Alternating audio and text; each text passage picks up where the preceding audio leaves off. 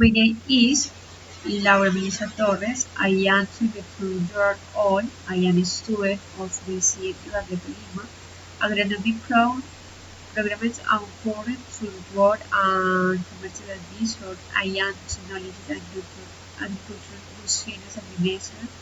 Every model problem associated with the use of pesticides and fertilizers for many years pesticides and being used with to the art suspension or misuse of suspension aiming at destroying, repelling and prevention or mitigate pests, organisms and microscopic organisms which have negative repercussions on the agricultural production.